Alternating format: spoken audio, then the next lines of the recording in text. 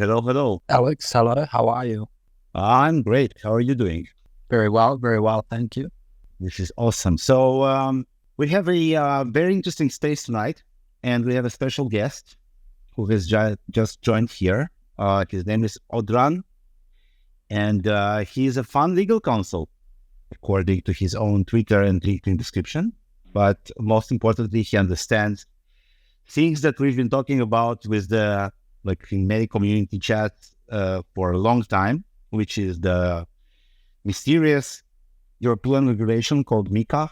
And also we're going to ask some questions about GDPR and other things and how these are related to crypto. So, hi, Odran, welcome. You can click on the request whenever you want to speak, and we will add you to the speakers list. And just for a couple of small announcements and things to discuss before we start with the main topic tonight. So first of all, the 7.4 wallet is being released to DAppNet as we speak. Probably by the end of the space, it will be out, I think. There are some fixes that we're doing in the build, but this version is going to DAppNet, and then it means that if everything goes well, we will test it, and next week we will release it to mainnet, which is a good progress. Nice. And the reverse bridges are also moving forward, even though it's been a long time since we were supposed to have them out, but this is hopefully also happening by the end of next week. So these things are moving great. I've promised that I'm going to also talk at some point about the proposal from BB about a different allocation from for BMax rewards to different pools in order to better incentivize the wrapped USDT and Ethereum on Beam pools that are kind of moved through the breach into the DEX. So yeah, I hope I will get that at the end of the space, if not in the next one, but I will also definitely reply in the forum. And also, so we will discuss it during the week. But it's a very interesting proposal. We will post a link to it. Please review it as well. And I think it deserves a lot of attention. So, yeah, hi, Odran, how are you doing? Hi, I'm doing very good, thank you, and thank you for the introduction.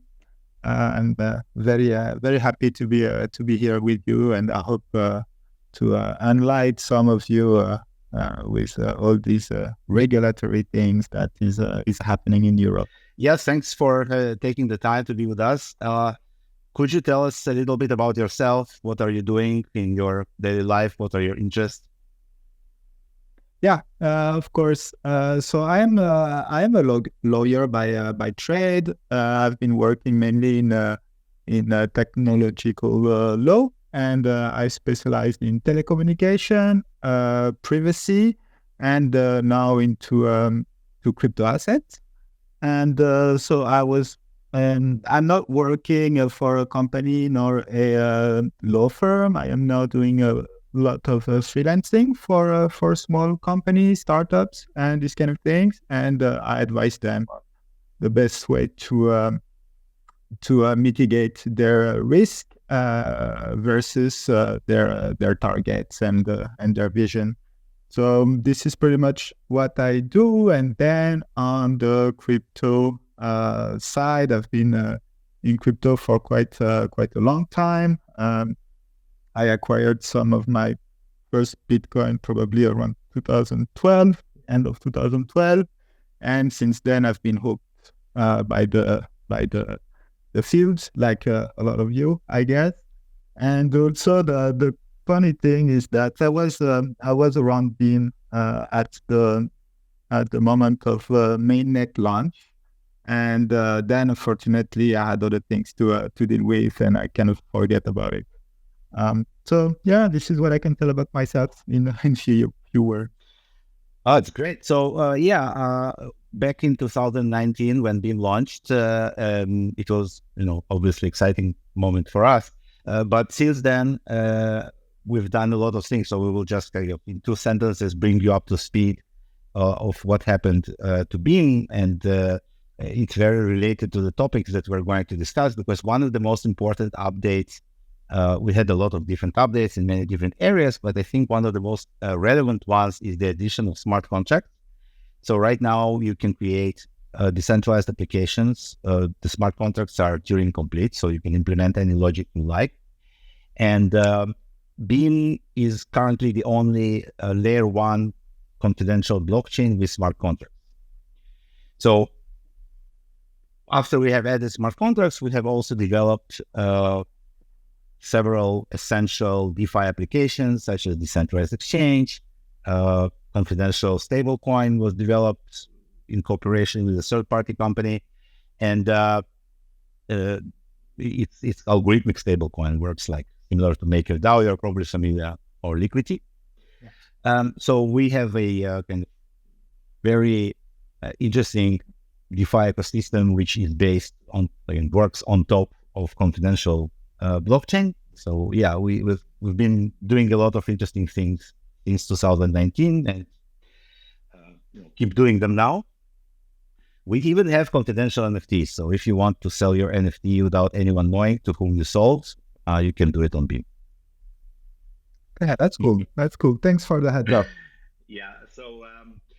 So the first kind of question, or basically, is the article that will appear today, and this is what sparked this today's discussion about this topic. Is you probably saw this article of Binance warning of delisting stablecoins due to MiCA regulation kicking in July 2024. All right. So I think a lot of people are interested to understand what exactly is the problem with the stablecoins, why they need to be delisted. Yeah. So well, in my understanding of the MiCA regulation and the Binance position is that, so for what MiCA is saying is that it is going to regulate 3 types of assets. These 3 types of assets are what we call asset reference tokens. So these would be tokens that would be pegged to another value that could be a fiat currency, but could be Bitcoin, ETH, or real estate or stock, anything like that. Then it will regulate what it calls EMTs, electronic money tokens. And this here is what interests us. So electronic money tokens are asset reference tokens that are pegged to one currency, official currency in the world. So it can be euro, can be dollar, can be anything. The thing is that from June 24, 2024, these stable assets, these stable coins will need to be authorized by the competent authority of one of the member states of the European Union. And nowadays, I think, from my knowledge, none of these stable coins are authorized nor regulated. So just to make it clear, the process to get an authorization for a stable coin is not an easy one.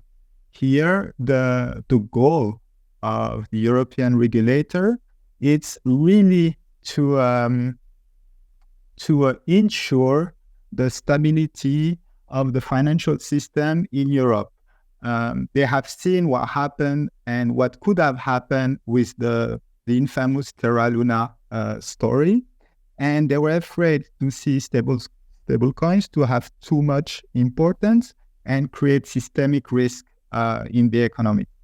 So for let's say Tether or Circle or all these issuers of stablecoin, for them to get authorized, they will need to follow a lot of requirements. And the main one is, of course, the reserve of assets. So meaning that anyone at any moment that is holding, let's say, USDT, will be able to go to Tether and ask them for $1, fiat dollar. And today we don't know exactly how it works for them. Maybe it's a little bit clearer for USDC, but to date they are not compliant with the regulation, and they don't have the authorization from any competent authority. I hope I'm clear, because it's quite a complicated topic. And if you have questions, just you are clear, but I have a question. Does this regulation also apply to collateralized stablecoins like DAI or Liquidity? Yes. So the thing is that the regulation says two things. So it says, well, it's quite tricky, because they take the problem the other way around. What they're saying is that an electronic money token is the equivalent of normal electronic money. So electronic money, it's something that is already regulated in Europe, and you have some actors that have licenses like PayPal, Revolut, and all these actors, and you have, of course, much more that are authorized to issue e-money. So not e-money token, just e-money. And these actors, if they want, they could easily issue an e-money token, because the legal requirements that are asked for e-money tokens are the same as for e-money. So that's just for the context. However, the regulation also says that if you want to be qualified as an EMT, you need to be authorized and you need to look like an electronic money. But it does not mean that you cannot have some stable coins that are pegged to an official currency that are just what we call asset reference token, but don't have the attributes of e-money. So I think, but this would be then to be confirmed with the regulator and with whatever is going to happen in the next few years. But I do believe that first, an asset like DAI will be considered as what we call an ART, asset reference token, but will not be considered as an EMT, an e-money token. And this will make quite a big difference, because then the plan for the European Union is to say, okay, but if you want to be able to make payment on a day-to-day basis using a credit card, you will need to use an EMT. You will not be able to use an asset reference token, even though it is pegged to an official currency, but does not have the attributes of e-money. Does it make sense? This is actually very interesting. So basically, even if you have something that is essentially a dollar or a euro, but you cannot use it as a dollar because, well, it falls under a different regulation category. It's regulated differently, so you cannot use it in day-to-day payments, if I understand, right? Exactly. However, you can use it then for as a financial instrument to hedge some positions, to do some investments, but they might not then authorize a payment provider to use this stable asset, even though it really looks like a normal stable coin. They may not allow it to be used. It's kind of funny, but I think this is really key, because here the spirit of the regulation, when I say spirit, is the why. It's really about protecting the Eurozone from potential private money. Yeah. Right? And then we agree or we don't agree with this posture. This is what it is now, and that's what we have to deal with. Yeah, I understand. By the way, we're here with Gus. Gus is hosting us. He appears as being privacy in the chat. But Gus, if you have any questions, please go ahead while I'll gather my breath and thoughts also. Absolutely. We'll jump in with any questions I have. Okay. And also we are online here with the Bean community on Telegram. So if somebody wants to ask any question, please do so in Telegram. I don't know if Gus, you're monitoring Twitter, then maybe questions come from there as well. We will ask them. So, okay. So one of the reasons, like kind of moving on to a little bit different topic, but also very much related to MiCA and how does the entire kind of regulation address this topic of privacy or lack of privacy with current blockchain implementations? Well, it's it's a very, very simple. There's just one article that says that all the activities that are mentioned in the MiCA regulation must be subject to the GDPR whenever relevant. So they did not go too much into details. Then they give also some details that are a little bit out of scope. It's how the authorities will deal with personal data of users and consumers, but that's really on the side. So the MiCA regulation, I think, did not want to go too deep into this problem because it is a big problem. How does a permissionless public chain can reconcile with the requirement of GDPR? And actually, before that call, I went to look a little bit more. So there are some processes when the European Union has to create regulations or directives.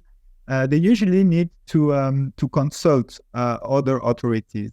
And actually here they went to consult the EU Data Protection Supervisor. So it's a European institution that is here to supervise the implementation of the GDPR by the European Union. And this authority, the DPS, they said three things which are quite interesting.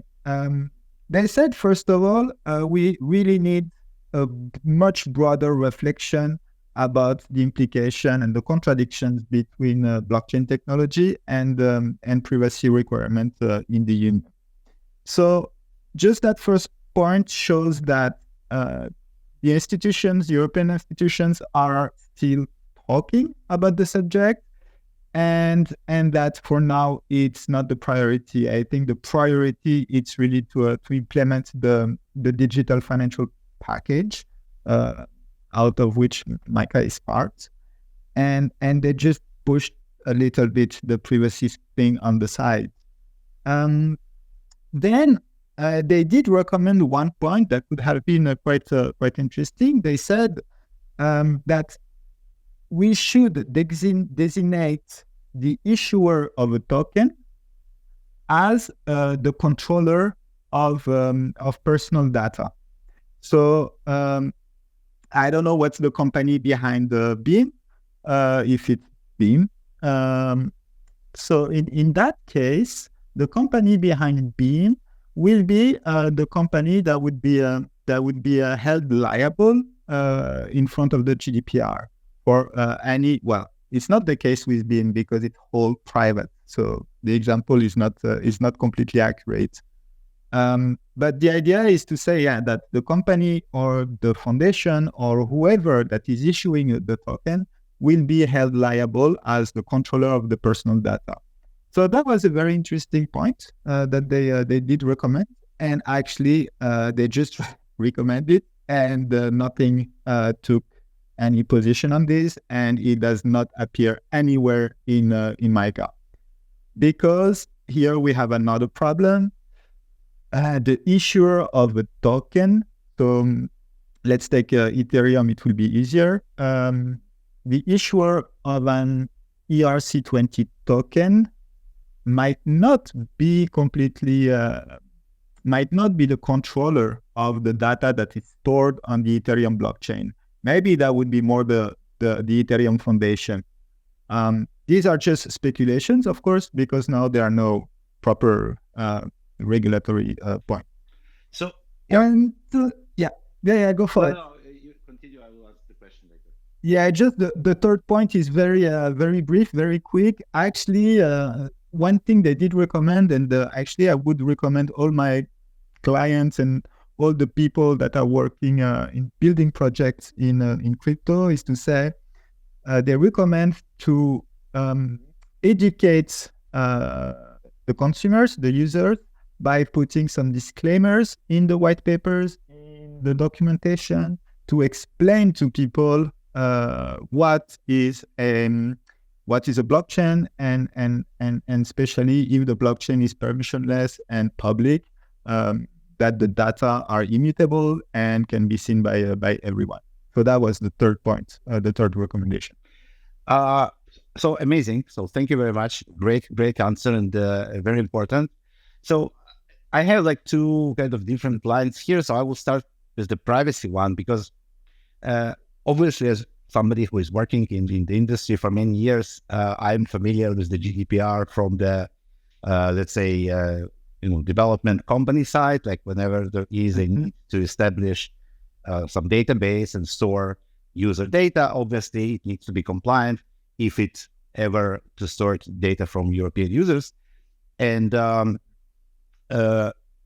there are very, I would say today, like clear definitions. Mostly, obviously, you need to hire an expert who actually really understands what's going on in order to avoid all of the problems. But I think that when somebody says like user data, they mostly refer to personal data, name and address, and status, and all of these personalized data. And that's why, for example, there is a process which is in many cases not very effective, but so-called data anonymization. And this data is anonymized by removing this personally identifiable data. However, it's also a well-known fact that in many cases, this data, even without these properties, can be correlated together and analyzed, and still lead to fairly reliable identification of the person who created the data. So the reason I ask is because one of the most, I would say, common ways of regulating blockchains today, and I'm talking about anti-money laundering regulations and such, is what's called the blockchain analysis. And there are huge companies that specialize in that, Chainalysis, Elliptic, and such. Yeah. And the reason this analysis is possible is financial transactions are a very large part of our identity. Yeah. So the reason I ask is there any kind of reference or attempt to understand the fact that when you are using a completely transparent blockchain, you actually provide a lot of all of your financial information to completely in public, and that in turn is severely impacting your kind of data protection or identity protection. So that's kind of the question. Sean said. I would say that today, at least in the EU, the point is known. The institutions have acknowledged that. Already in 2019, the European Parliament published a study about blockchain and GDPR, and this is exactly what they were talking about: the whole financial identity of the user, but also they go much further, because tomorrow we can really imagine having everything on the blockchain, not just financial information. But there is today, I guess, only discussions on the subject, knowing that the priority, and we can see it in the news every day, the priority, and as you said before, is really to go against money laundering, terrorist financing, and all these malicious things. So I think that somehow, and this is very personal opinion. Once again, don't take it as a legal advice or anything, but here the regulators are kind of happy with the status quo, because on one hand, yeah, it's not good for privacy, but anyway, in our world today, privacy is going down every day, and we just want to tax people. And we need to understand where the money is coming from and where it's going, and we need to tax people. So unfortunately, this is where we are, and there are not much regulatory or legal things to deal with this yet. Yeah, we feel that sentiment every day. Yeah. So as the developers and the kind of in many cases, like also advocates of privacy and privacy enabling technology, this is exactly the situation that we encounter on a daily basis, where instead of focusing on the benefits that privacy provides for individuals, companies, and like economy in general, usually it very quickly associated the word itself, even sometimes interpreted in kind of exclusively negative context. And sometimes I've heard people saying like, "Oh no, I don't need privacy. I don't have nothing to hide. I'm okay." Yeah. And one interesting thing that's happening today is that despite that, we see that corporations, companies that want to operate in decentralized markets, they don't want their competitors to know what they're doing. It's not about paying taxes necessarily. It's more about competition, front running, and such. So they do want privacy. And what's happening right now in this industry is that you have this interesting kind of conversion to what I call like a big guy privacy, right? So other people cannot see, but the government or some organizations, financial organizations or regulators, they want to see all the transactions, they can do it. So it's very similar to how the existing banking system works in a sense. Yeah. And this is what is happening with layer 2s, all kinds of like ZK rollups, etc. And this gains popularity. And on the opposite side, the small guy privacy, like the Monero style, or like something that says anyone deserves their transactions to be private, this is something that gets usually kind of attacked or prohibited or blocked, sanctioned, whatever. So the question is that there is a lot of talk about CBDCs right now. Yeah, of course. And I think that like privacy is a part of this discussion, and we already have a lot of existing regulations that talk about cash. You cannot transact. You cannot buy something for too much cash, right? It's limited to some amount. I don't know if you have in Europe laws of how much cash you can store. Oh yeah, okay. yeah. Okay, so yeah, I'm in Israel, so yeah, we have that as well. But somehow both of us are not in the EU right now, which is funny because guys. I am in the EU. Yeah, you are. No, I mean, Gus isn't. Okay. He used to be, but they left. Anyway, so the question is, when there is a talk about, like in general, about CBDCs or about using electronic money, as you said, on public blockchains, is the sentiment right now to use the same kind of approach? And after that, I will say why I asked the question, to talk about like limited amounts for transactions are okay to be private or things like that. So is the regulation going in the way of basically applying existing cash rules to digital assets, or is it something different?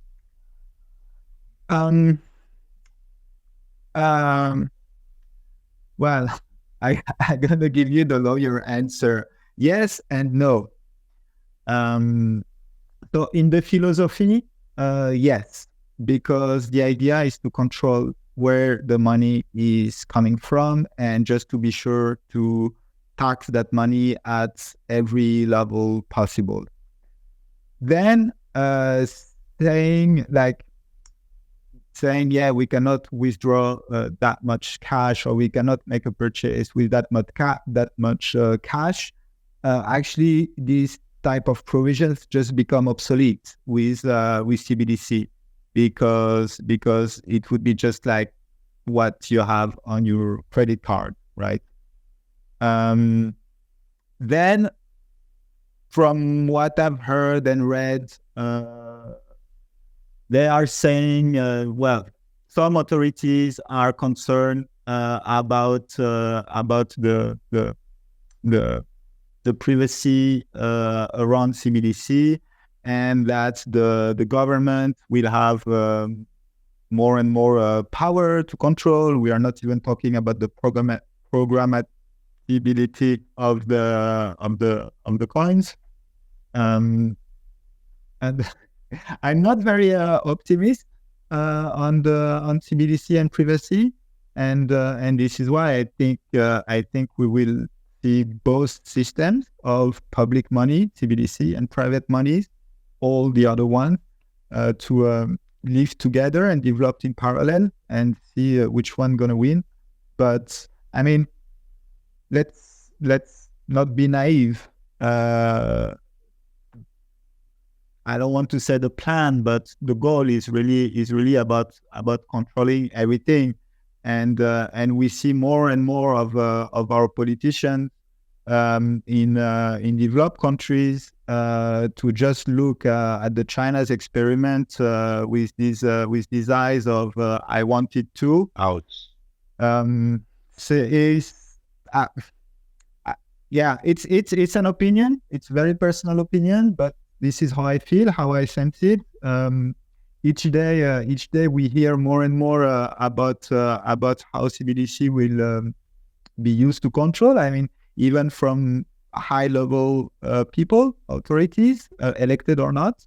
So I think this is where we are going, and it's for sure all the rules that are constraining the use of money today will be translated tomorrow.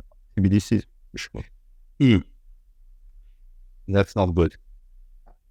No. I mean, once again, I will share my opinion. Now we are really at that moment in history where we can witness the competition of public money, public financial system, with new forms of money, private money, thanks to blockchain, and this competition will be strong. I mean, when we look at MiCA and the fact that they are giving a very specific attention to electronic money token, really shows that what is wanted is control. Because at the end of the day, once you are authorized as an issuer of e-money token, it's like if you were a Revolut or PayPal or these other type of neobanks or Wise, and these companies, okay, they are private companies, but at the end of the day, they just play by the rule of the financial system, and they have to comply with rules that are more and more stringent. I do remember Wise at the beginning of them TransferWise at the time, providing service. It was quite loose, but because it was a startup, as soon as they become bigger, now they have to play by the rules. And so these e-money tokens is really to try to take over the whole stablecoin thing. Because imagine you are a government or you are the European Union, and you see that people prefer to transact in private USDT or private USDC or decentralized private DAI of course you're gonna worry because you don't have any more control. So I think today we are here, and we will see how things evolve. I'm very optimistic though on the whole crypto and people like you, the real true builders of the new world. I mean, we are optimistic as well because we were here and we're building stuff. If it's okay, I will kind of ask a couple of more questions. Is it fine?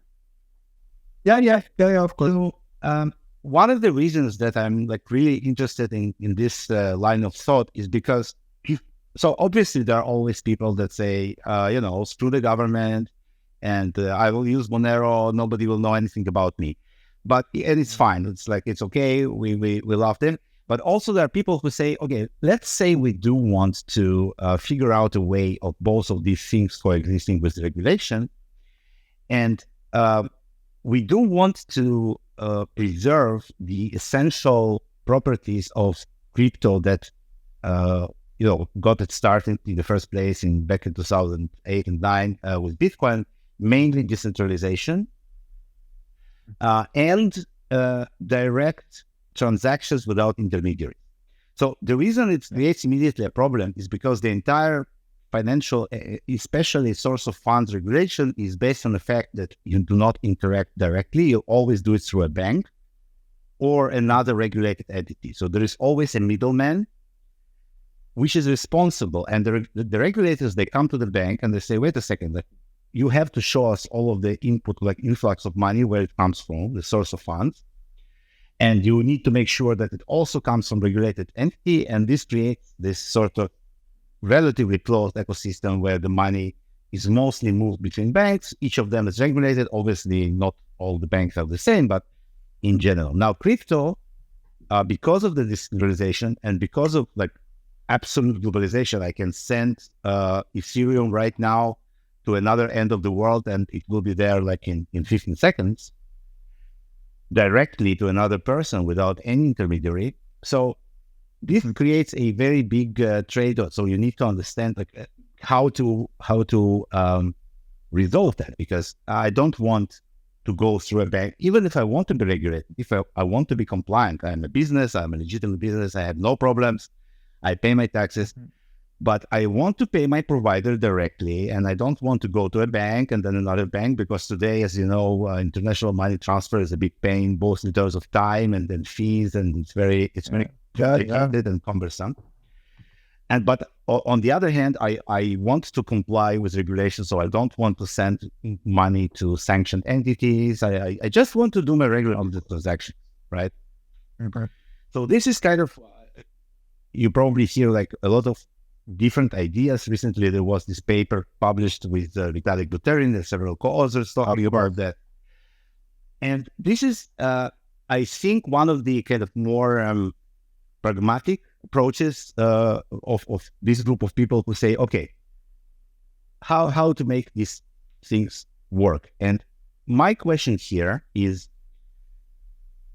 because right now, most of these people try to make it work with the current regulation. Basically, the way that banks were regulated, let's take crypto and move it or restructure it in a way that it will use the same regulation. But in my opinion, it's not a good idea. In my opinion, it's a much better idea to have a new type of regulation, which is better suited for decentralized system with direct transactions. And, obviously crypto is not big enough. There is not big enough lobby to make this change. But in your opinion, is it something possible to kind of move the regulation in that direction? I do think so. I do think so, because especially because of influential people in the field, like Vitalik or others. They are trying to find solutions. But also, if you look in Europe, once again, if you look at the MiCA regulation, you can see that regulation has been crafted to mainly target centralized platforms and entities, either their exchanges, funds, custody services, and whatever else crypto service providers. They do talk about the issuance of tokens, but they always see it as the token has been issued by someone, by an entity, by an association, or maybe eventually by a DAO. But the whole regulation is, I want to say, a centralized layer of regulation on top of the decentralized one. Let's talk in crypto terms. So this will apply to Binance, and this is why Binance is reacting that way. This will apply to Coinbase. This will apply to whatever fund or whatever. And what the regulation is saying, they're saying, okay, we are giving ourselves a couple of years to study what exactly is DeFi, what is decentralization, how these decentralized ledger work. And we will come with reports, we will come with consultation, public consultations, and then we will try to craft something that is both adaptable to, that is, takes the need of the traditional financial regulation, but adapts it in a flexible way to decentralized finance, and creates new type of rules. And actually, this is also what we can see from other institutions. That one is called IOSCO. I don't remember exactly what it means, but I think it's like the International Association of Securities thing. And they just published something a few days ago, and that's what they're saying. They're saying, okay, let's innovate. Let's talk to these actors of the decentralized world, and let's see how we can find, how we can agree on what we should do later. So I think we will get there, but it will be very important to have the decentralized actors and some lobbies also to make sure that these new rules are flexible enough to encompass whatever possibility crypto and blockchain brings, because we don't want to be stuck into some positive law that tells you cannot do this, you cannot do that, while actually the regulation, the technology just goes too fast, right? Absolutely. Yeah. And I had, if you had 2 minutes, just to give you an example, I had this guy. He came to me. So he came to me to tell me, okay, look, I want to emit a wrapped Ether, so WETH.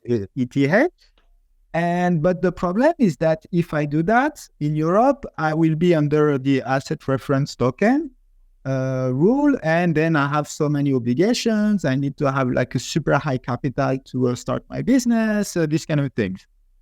And then we discuss a little bit together. Him is like a techie guy, and with my understanding of the text, then we were like, okay, but we don't know how it works. So who is going to be regulated? Who is the person that issue this stable coin that is pegged to Ether? Is it that independent developer that published the contract? Mm-hmm. Is it the user that deposits a collateral in the contract to get the wrapped version? Or is it the smart contract itself? Mm-hmm. And this is not answered today by the regulation. But I do think that it is on purpose, because it's clearly DeFi, right? This is the base, like the foundation of DeFi. Right. And I think what they want to see is how people are going to deal with what they have drafted already, and see how this can be adapted to what's coming. Yeah, I mean, it also creates some uncertainty, and maybe will,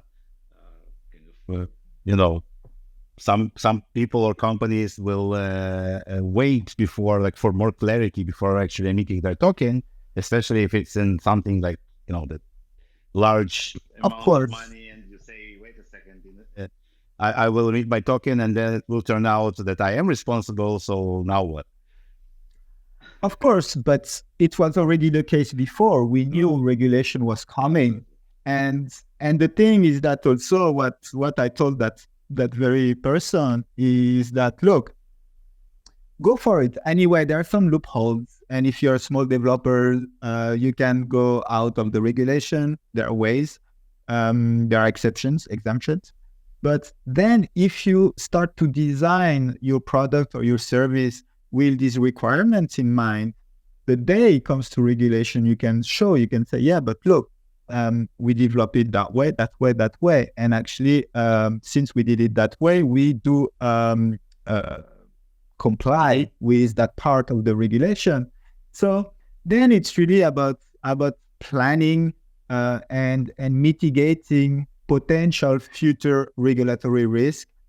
At least we have some foundation to work on. It's not like before that text, MiCA here, like we had nothing and people were just creating things, and tomorrow they might be in trouble. Oh, I understand that today, if you want to emit a new token or there's a new project, you need to submit the white paper for review before. Yeah, well, depends of the type of token. If your token is not an asset reference token or a e-money token, you just need to notify the white paper. So it means that once you've done your white paper and you put all the disclaimers inside that they ask you to do, you send it to whatever platform of the authority of the country, and that's it. But if it's an asset reference token, so it means a token that is pegged to something else, and even more if it's an EMT, you have to provide the white paper, and you have to be authorized, etc., etc. Very interesting. So, for instance, the BEAM coin itself would just require to notify the white paper, but the stable coin you were mentioning earlier, that is on the BEAM network, this one would require an authorization with the white paper to be approved, etc., etc. Very interesting. Thank you very much. You're welcome. Gus, do you have any questions, or did you see any from the community? Everybody is very quiet, listening probably. Yeah, maybe it's a lot of legal complex stuff. So for me, it definitely is. But I've very much enjoyed getting this side of it, which I don't often delve into. Odran, I have a question that's maybe less technical and specific, but it's something that's come up a little bit in terms of like DeFi and when Tornado Cash was going through some of their troubles and this kind of thing.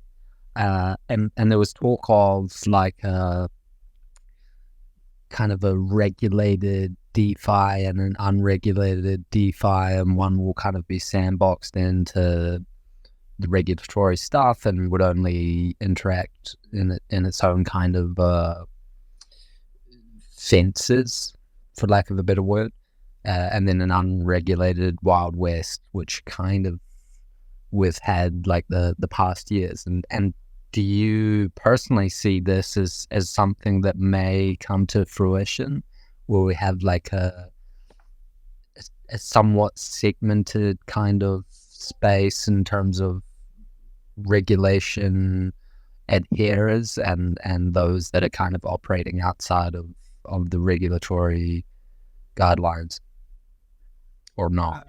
Yeah, that's a very good question. Very interesting. Actually, I do think we're gonna have two systems, and these two systems will not necessarily be in silo. Like today, let's take basic example.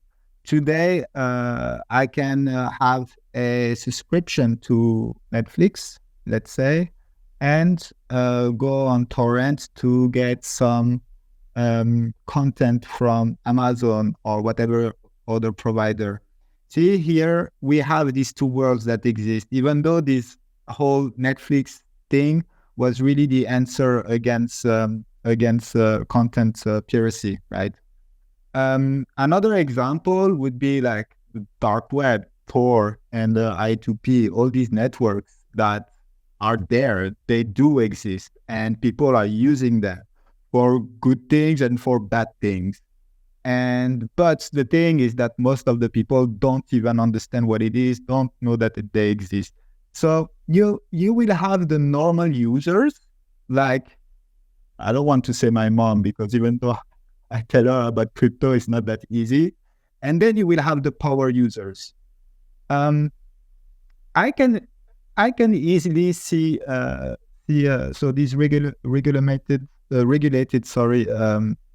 DeFi on one side, where you do all the good things, where the companies are doing their own DeFi, and maybe like the services that are provided by Beam can be very interesting. We can still have some privacy.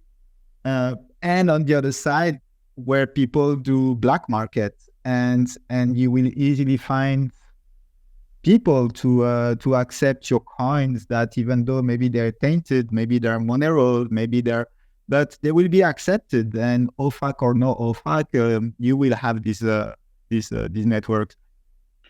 Then, yeah, that's how I see things.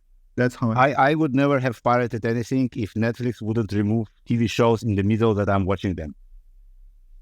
Yeah. Yeah, that's true. Oh, that's great. Thank you very much. Do you have any more questions, Gus? From me, that's about it. Yeah. So yeah, in that case, Odran, thank you very much for joining us and thank you. Explaining all of this very nuanced, and it was very important for our community and us to learn about these things.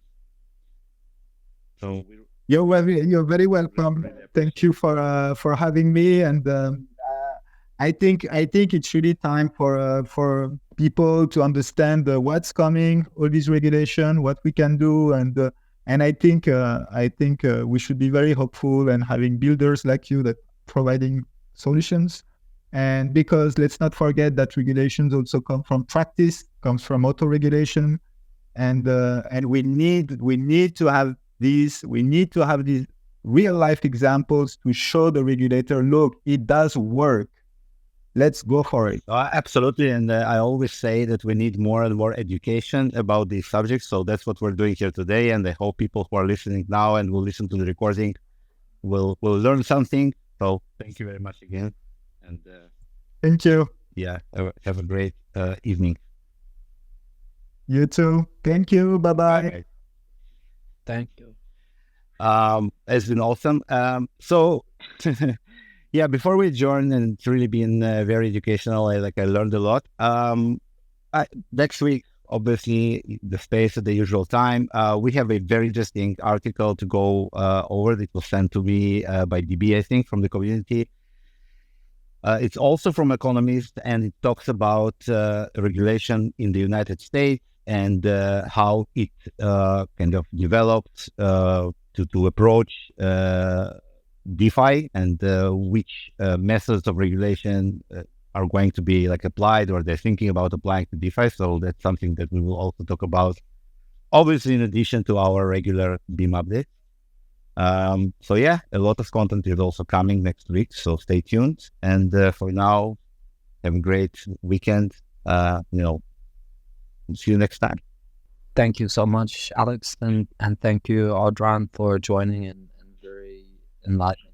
Yeah, very interesting. Special thanks to Mimo, who organized this and made the introduction. So amazing community, keep it up, and bye for now. See you soon. Bye bye.